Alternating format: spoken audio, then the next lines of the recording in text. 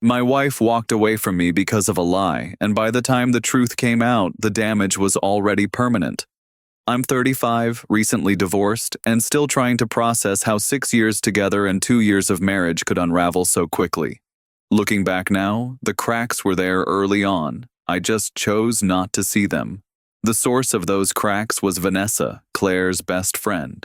From the very first time I met her, I felt a chill, like she was silently taking notes, looking for weaknesses. She had that loud, attention-hungry energy, the kind of person who thrives only when the spotlight is on them. To Claire, she was a ride-or-die college sister, someone who had always been there. To me, she was trouble waiting to happen.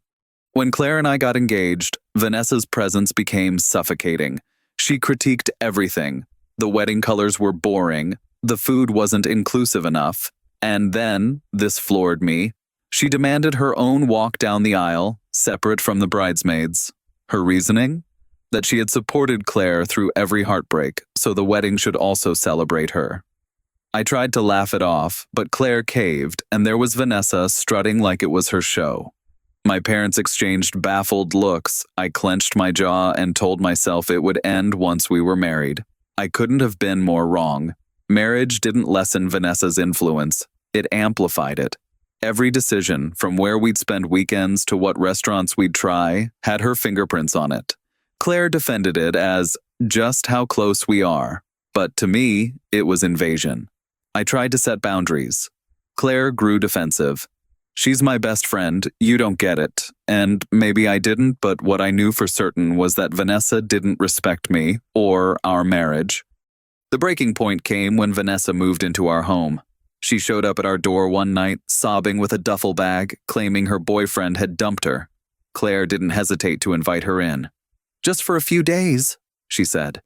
Those few days stretched into a month. She trashed our guest room, monopolized the TV, and even raided my tools to build some bizarre art therapy project in the backyard. When I confronted Claire, Vanessa turned on the theatrics. "I'll leave if I'm such a burden." And Claire, as always, rushed to comfort her. It felt like I was a stranger in my own home.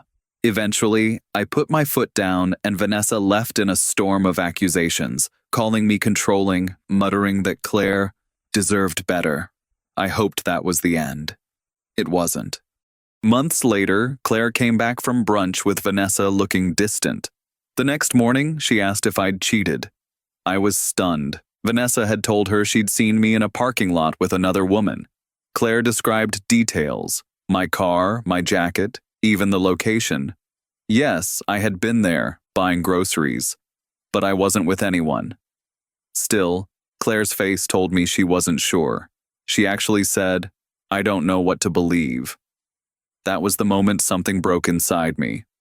A week later, she moved out. Not after a fight, not after counseling, just a suitcase and a text saying a lawyer would contact me. And then came the silence.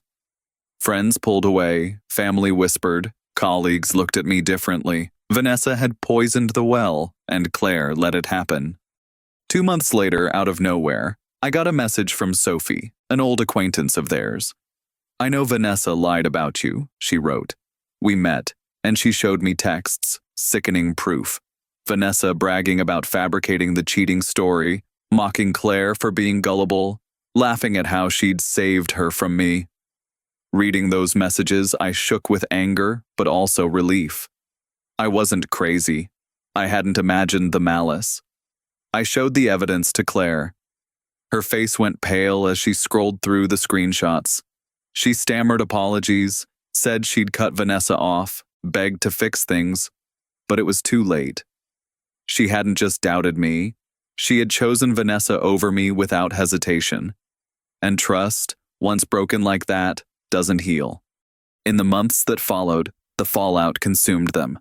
Vanessa lost her friends, her job, and eventually Claire too. Their toxic bond devoured itself. Meanwhile, I rebuilt. I cut ties with those who doubted me, kept the ones who stood by me, and learned the harshest but clearest lesson. Sometimes the enemy of your marriage isn't distance, money, or even infidelity. It's the friend you let too close. I'm not bitter anymore. If anything, I'm free. Vanessa destroyed our marriage, yes, but Claire's inability to trust me finished it. Now, I finally have peace. And honestly, that's the best revenge either of them could have given me.